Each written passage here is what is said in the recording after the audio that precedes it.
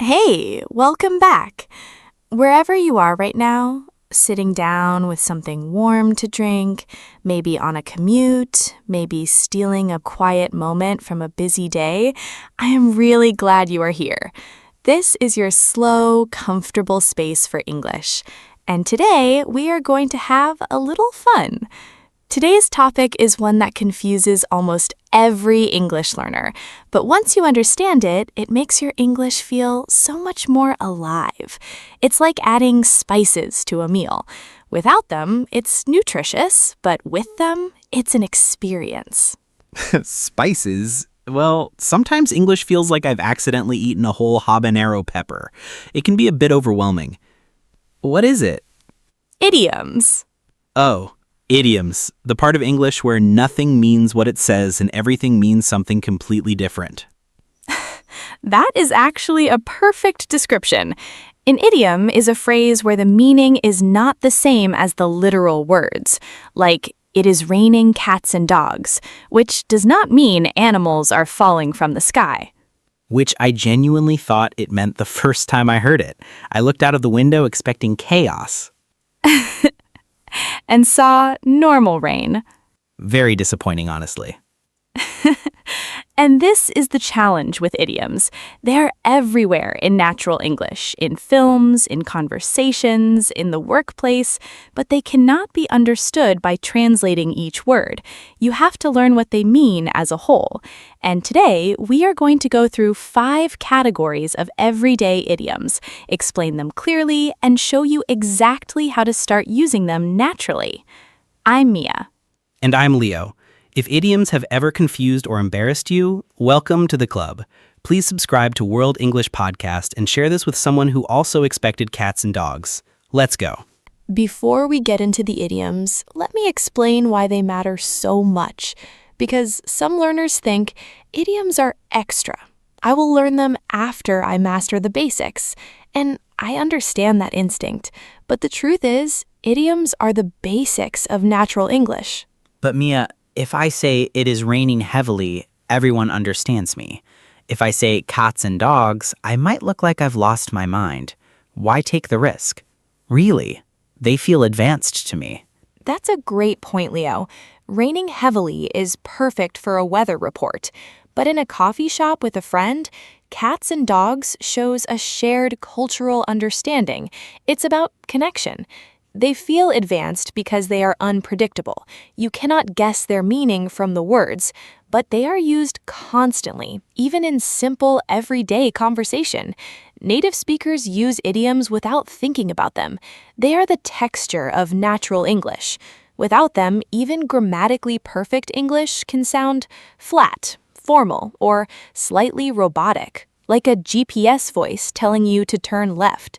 Like reading a perfect translation that somehow still does not sound like a real person wrote it. Exactly. Idioms are how people express personality, humor, emotion, and familiarity. When you use an idiom correctly in conversation, something shifts. The other person feels that you are not just speaking English, you are thinking in it. And is that difference noticeable? Very noticeable.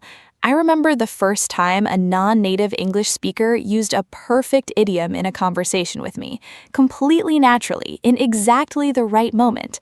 I felt a kind of delight, like, oh, they really live in this language. That is the feeling idioms create. And today, we are going to help you create that feeling. But how do you use an idiom naturally? Because forcing one in feels very obvious and a little awkward. That is the key question, and the answer is you do not force them. You absorb them in context, understand them deeply, and then they start appearing naturally when the right moment comes. Let me show you how. Category 1, Feeling and Emotion Idioms. These are some of the most useful because we talk about feelings in almost every conversation. Let's go through 5 of them. Idiom 1, Under the weather. This means feeling slightly ill or unwell. Not seriously sick, just not your best. Imagine you're a bit tired, maybe a headache. For example, I'm going to skip the meeting today. I am feeling a bit under the weather. It's the perfect polite excuse when you just need to rest. So I shouldn't use it if I've broken my leg? No, that would be an understatement. Under the weather is for low energy or a small cold. Under the weather, like the weather is pressing down on you and making you feel low. That is a lovely way to think about it. Idiom 2, on top of the world. This means feeling extremely happy and confident. Everything is going well. For example, I just got the job offer. I am absolutely on top of the world right now. On top of the world. So happy you are standing above everything. Idiom 3, down in the dumps. This means feeling sad, low, or depressed. Not dramatically, but quietly unhappy. For example, she has been a bit down in the dumps since she moved to the new city. She has not found her footing yet. Down in the dumps, in a low, dark place. A dump is a place where rubbish goes, so you are mentally in a rubbish place. That is one way to think about it. Idiom 4, on edge. This means feeling nervous, tense, or anxious, like something might go wrong at any moment. For example, I have a big presentation tomorrow and I have been on edge all day. On edge, like standing on the edge of something, one step away from falling. And idiom 5, over the moon. This means feeling absolutely thrilled and delighted, very happy about something specific. For example, she got into her first choice university. Her parents are completely over the moon. So happy you have floated above the planet. English feelings are very dramatic geographically. On top of the world, over the moon, down in the dumps. Yes, English puts its feelings in very specific locations. Many conversation using these. Hey Mia, you look a bit tired today. Are you okay? Honestly, I'm a little under the weather, but yesterday was amazing. I found out my article got published and I was just over the moon. That is brilliant. You must be on top of the world. I was, and now I'm on edge about the next one. And notice how naturally those idioms fit into a completely normal conversation. They did not feel forced. They felt like how a real person talks. Category 2, time and effort idioms. These come up constantly in daily life and work conversations. Idiom 1, in the nick of time. This means just barely on time, at the very last possible moment. For example, the train doors were closing, but I jumped on in the nick of time. I live my life in the nick of time. Idiom 2, burn the midnight oil. This means to stay up very late working or studying. It originates from before electricity when you actually had to burn oil for light. For example, I have been burning the midnight oil all week trying to finish this project before the deadline. It sounds much more dedicated than just saying I worked late. Burning the midnight oil. Like an old lamp, staying up so late you are burning oil at midnight just to have light to work by. Idiom 3, bite off more than you can chew. This means to take on more work or responsibility than you can handle. For example, I said yes to 4 projects at once, and now I think I have bitten off more than I can chew. Biting food that is too big for your mouth. You took too large a piece. Idiom 4, get the ball rolling. This means to start something, to begin a process or activity. For example, we have been planning this for weeks. Let's finally get the ball rolling and take the first step. Get the ball rolling. Once a ball starts rolling, it is easier to keep it moving than to start from nothing. And idiom 5, go the extra mile. This means to make more effort than is expected or required. For example, she always goes the extra mile for her team, staying late, helping with problems that are not even her responsibility. Go the extra mile. Do more than the minimum. Walk 1 more mile than you had to. Many conversation. Leo, you are my colleague. We are behind on a project. Mia, I think I've bitten off more than I can chew with these 3 deadlines. I've been burning the midnight oil all week. I know, but we need to get the ball rolling on the main report today, in the nick of time before the client meeting. Okay, let's go the extra mile this week and get it done properly. 5 idioms, 1 short conversation. All completely natural. Category 3, honesty and truth idioms, because English has so many beautiful ways to say, let me be direct with you. Idiom 1. Beat around the bush. This means to avoid saying something directly, talking around the topic instead of addressing it. For example, stop beating around the bush and just tell me what you think. Walking around the bush instead of going straight to the center, avoiding the direct path. Idiom 2. Straight from the horse's mouth. This means information that comes directly from the original source, reliable and first-hand. For example, I heard straight from the horse's mouth that they are expanding the team. The manager told me himself. From the horse's mouth, not from someone who heard it from someone, from the source, directly. Idiom 3. Let the cat out of the bag. This means to accidentally reveal a secret. It's that, oh no moment. For example, I was not supposed to tell anyone about the surprise party, but I completely let the cat out of the bag when I asked Sarah what cake she liked. The secret is gone and the cat is running free. I have definitely let many cats out of many bags in my life. Idiom 4. Take it with a pinch of salt. This means to not fully believe something, to be a little skeptical about it. For example, he says he runs 10 kilometers every morning, but I take that with a pinch of salt. Take it with a pinch of salt. Like seasoning food, a small addition that changes how you receive it, not fully believing it.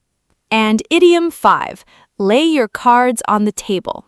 This means to be completely open and honest, showing everything without hiding anything. For example, let me lay my cards on the table. I'm not happy with this arrangement, and I think we need to renegotiate. Lay your cards on the table. Like in a card game, showing everyone your hand, no hiding, total transparency. Mini conversation. Leo, you are my friend who just heard some news. Okay, Mia, stop beating around the bush. Did you hear about the changes at work? I heard something, but I'd take it with a pinch of salt until we know for sure. Well, I heard straight from the horse's mouth. Our manager told me directly. Really? Then I think we need to lay our cards on the table with the team and have an honest conversation. Agreed. Though please do not let the cat out of the bag before we are ready. I will try. No promises. Okay, we have covered 15 idioms across 3 categories, but knowing them is different from using them naturally. So let's talk about how to actually get them into your spoken English without it feeling forced or unnatural. Because I have tried to use idioms before, and it always feels like I'm wearing someone else's clothes. It does not quite fit. That is a perfect description, and the reason it feels that way is usually one of 3 things. First, you learned the idiom from a list, without context, without hearing it used naturally first. So when you try to use it, it feels like a foreign object in your mouth. So the solution is to hear it first, many times? Yes. Before you use an idiom, you need to have absorbed it from real English, from a film, a podcast, a TV show, a conversation, heard it in context, felt what emotion or situation it belongs to. That absorption is what makes it feel natural when you use it. And the second reason it feels unnatural? Using too many idioms at once. When learners try to use idioms, they sometimes pack several into one sentence to show they know them, and it sounds like a performance, not a conversation. Native speakers sprinkle idioms naturally, one here, one there, when the moment is right. Less is more. Much less is more. One well-placed idiom in a conversation feels natural and impressive.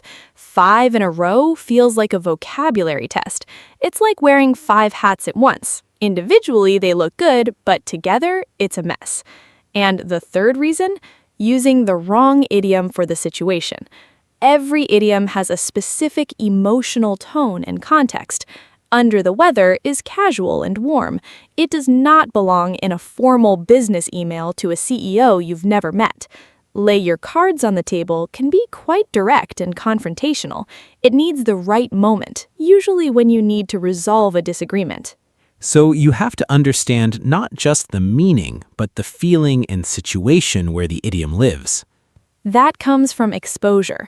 The more you hear an idiom used naturally, the more you understand its personality.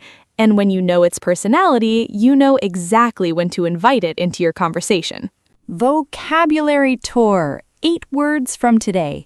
Useful for talking about language, communication, and expression. Word 1.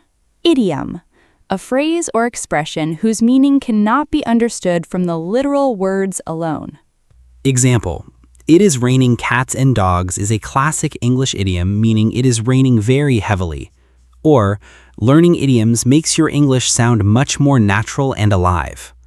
Word 2. Literal. The exact basic meaning of words without any figurative or implied meaning.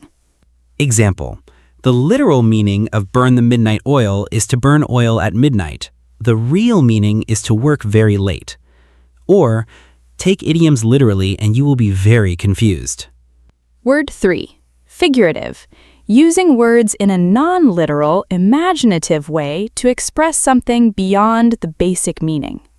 Example, when she said she was on top of the world, she was using figurative language, not describing her location.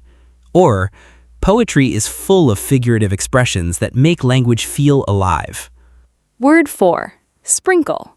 To scatter or add something lightly in small amounts here and there.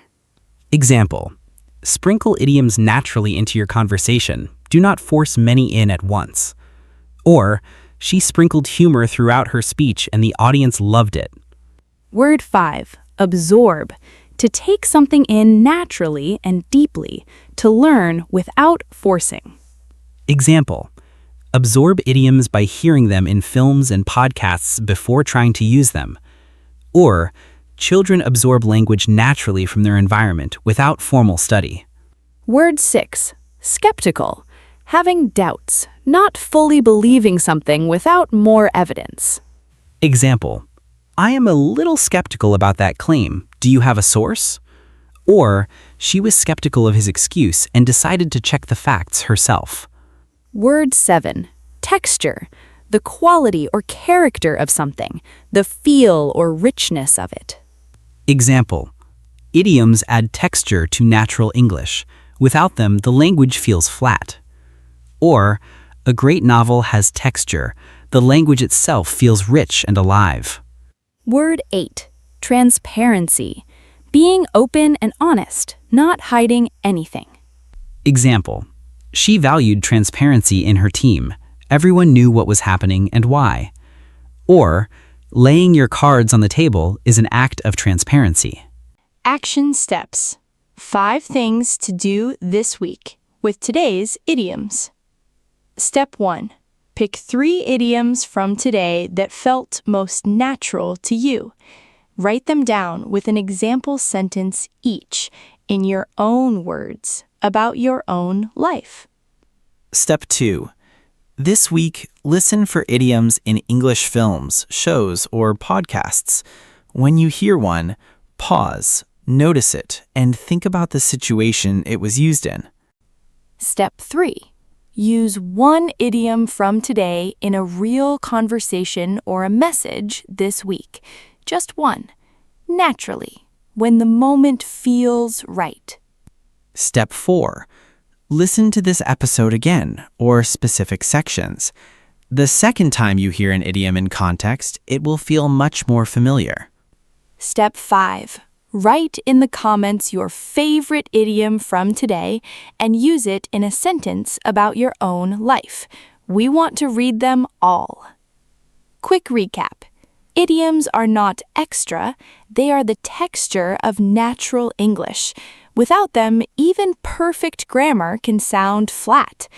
The key to using them naturally is to absorb them in context first, use them sparingly, and understand their emotional personality.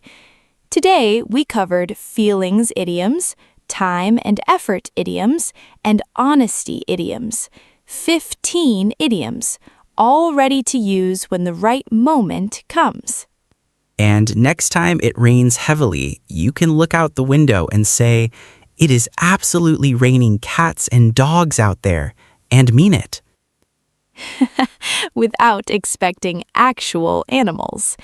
If this felt like a warm and playful place to learn English today, please subscribe to World English Podcast. Share it with someone who wants to sound more natural, and come back next week. Same slow pace, new conversation. This was World English Podcast, and I'm Leo. And I'm Mia. Until next time, keep your ears open, let idioms find you, and when the right moment comes, use one. You will feel the difference immediately. Bye, everyone. Stay natural.